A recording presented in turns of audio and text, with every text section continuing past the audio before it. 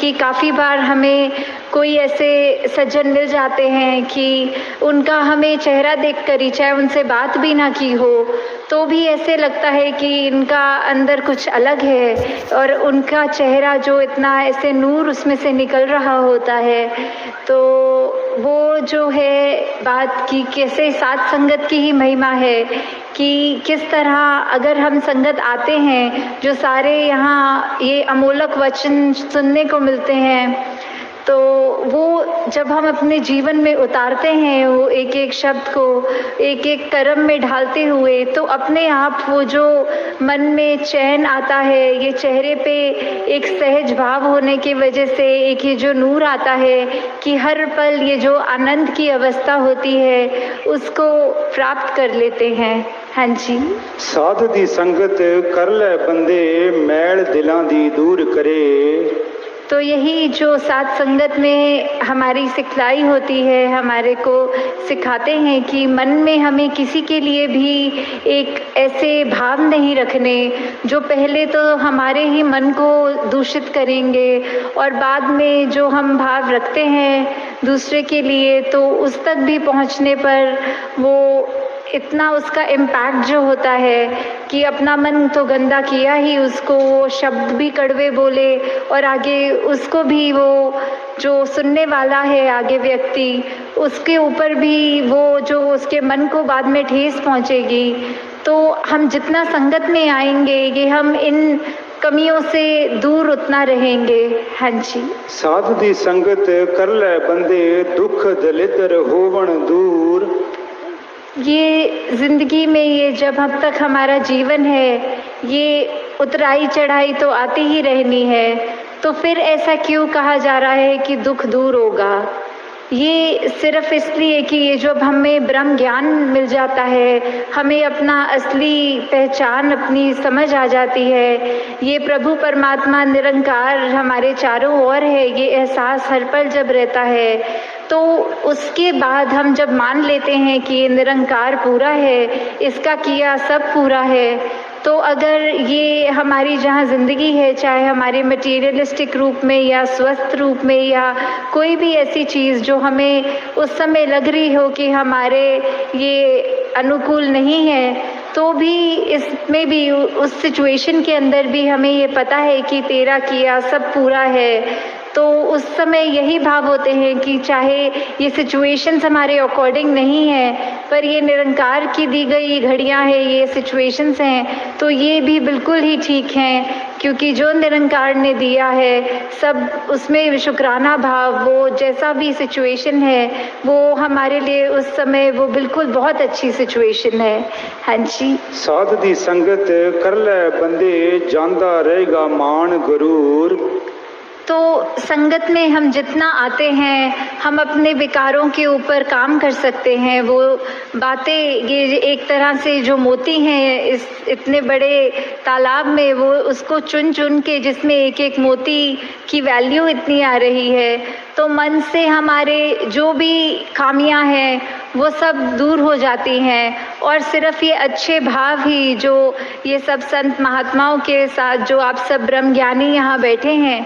तो किस तरह वही भाव हैं जो ज़िंदगी को तब्दील कर सकते हैं। जहाँ मन में हमेशा प्यार और ऐसी अच्छी भावनाएं होनी चाहिए और बिल्कुल भी ये गुरूर और उस तरह की खामियां नहीं होनी चाहिए। तो ये सब हमें फिर सत्संग की इम्पोर्टेंस के ऊपर ही दर्शाते हुए कि ये सब भी फ़ायदे हमारे तब तक जीवन में हैं जब तक हम सच्चे मन से सत्संग आके सत्संग को सत्संग की तरह करके सिर्फ वो ना समझ कर कि आए हैं और इतने से इतने बजे तक का अनाउंसमेंट है सत्संग का, तो आए बैठे सुने चले गए, पर वो सब हमें अपनी लाइफ में इम्प्लीमेंट करना है। जब तक सुनकर उनको कर्मों में नहीं ढालेंगे, अपनी सोच को नहीं बदलेंगे, तब तक वो शब्द सिर्फ शब्द तक ही रह जाएंगे। हाँ जी। साध दी संगत कर ले बंदे, अण डिठा रब पाएगा।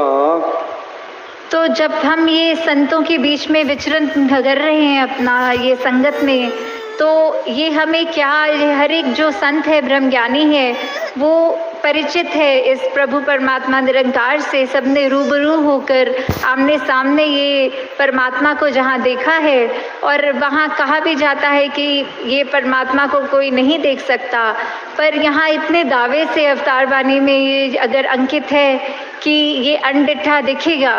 तो उसका मतलब क्या है कि हम जब तक अपने आप को सरेंडर नहीं करते, ये हमारी जिज्ञासा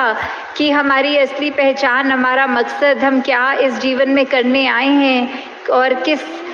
से आए हैं, किस में जाना है, जब तक वो अपना नहीं समझेंगे, सिर्फ ये शरीर तक ही में सीमित हो जाते हैं कि ये शरीर ही मैं है, पर ऐसा नहीं है। जो आत्मा है ये तो शरीर से बहुत ऊंची है, ये इसी परमात्मा का अंग है जो हमारे अंदर है। तो कैसे हमें ये ब्रह्म ज्ञानियों के संग करने से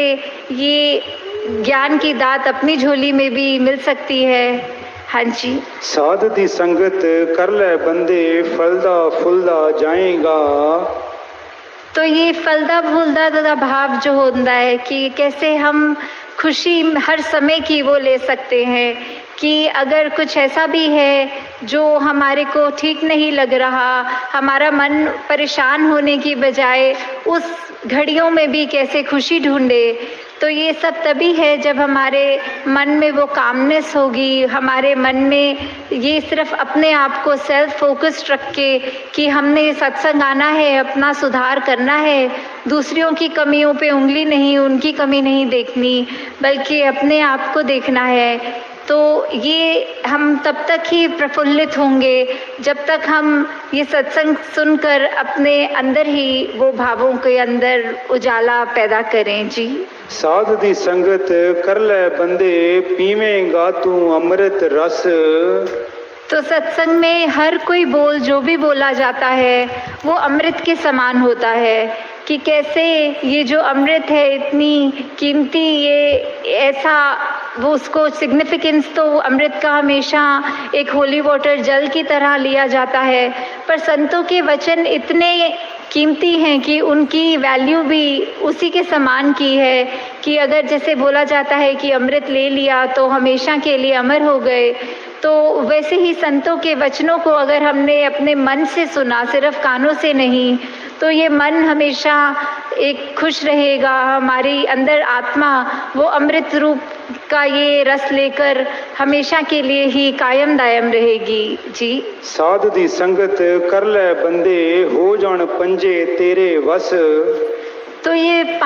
पंजे, ये पांच वो जो हम सुनते हैं कि ये इंद्रियां होती हैं, काम क्रोध मोह लोभ अहंकार, तो ये पांच हमारे ऊपर कैसे कभी कभी हावी हो जाती हैं। किसी ने अगर कुछ कह दिया, थोड़ा सा भी तारीफ कर दी, तो वो मन में अहंकार आ जाता है।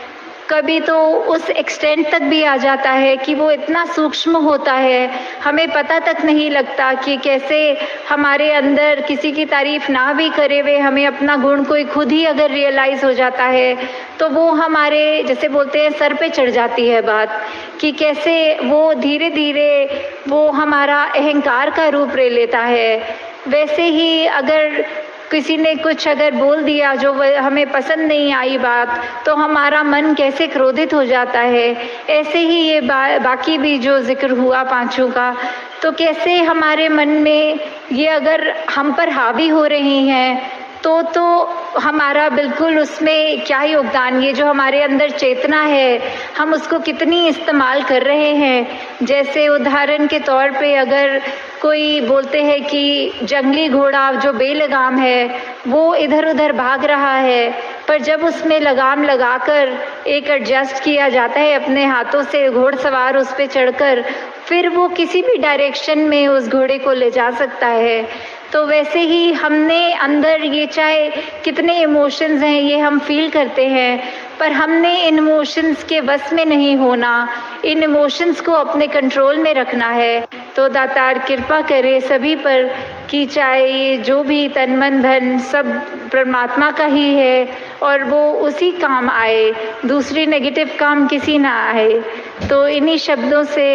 दासी आप सबसे आज्ञा लेगी। साथ संगत जी प्यार से कहना धन्यवाद।